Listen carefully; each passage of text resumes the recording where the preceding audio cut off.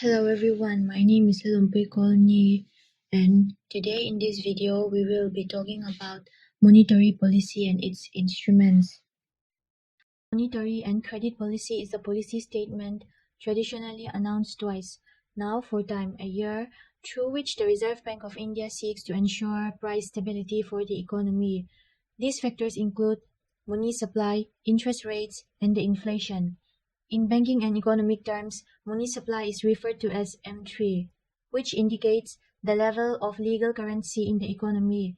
Besides, the RBI also announces norms for the banking and financial sector and the institutions which are governed by it. According to G.K. Shaw, by monetary policy, we mean a conscious action undertaken by the monetary authorities to change the quality, availability or cost, rate of interest of money.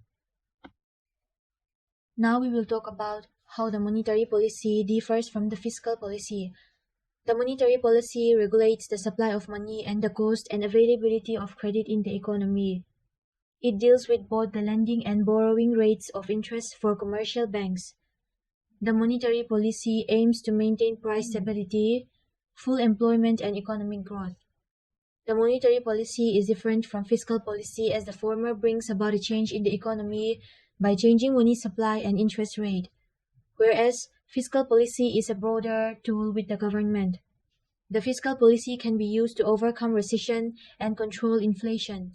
It may be defined as a deliberate change in government revenue and expenditure to influence the level of national output and prices.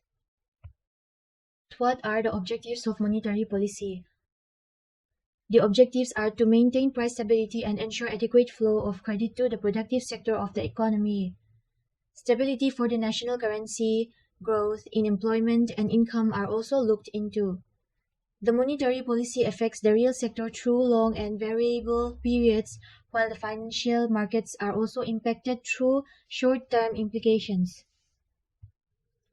Now moving on to the instruments of monetary policy. Number 1 is bank rate of interest. Number 2, cash reserve ratio. Number 3, statutory liquidity ratio.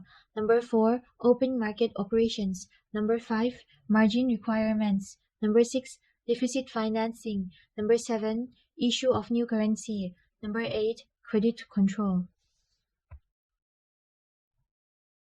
Cash reserve ratio. CRR or cash reserve ratio refers to a portion of deposits which banks have to keep or maintain with the RBI.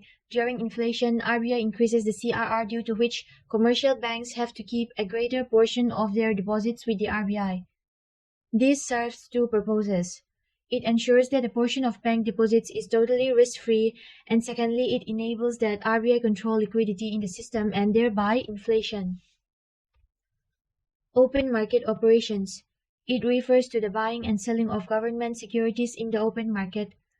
During inflation, RBI sells its securities in the open market, which leads to transfer of money to RBI. Thus, money supply is controlled in the economy. Margin requirements. During inflation, RBI fixes a high rate of margin on the securities kept by the public for loans. If the margin increases, the commercial banks will give less amount of credit on the securities kept by the public, thereby controlling inflation.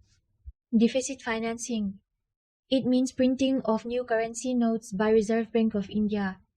If more new notes are printed, it will increase the supply of money, thereby increasing demand and prices. Thus, during inflation, RBI will stop printing new currency notes, thereby controlling inflation. Issue of new currency. During inflation, the RBI will issue new currency notes, replacing many old notes. This will reduce the supply of money in the economy. That's all for today. I hope you all enjoy and learn something from my presentation. Thank you.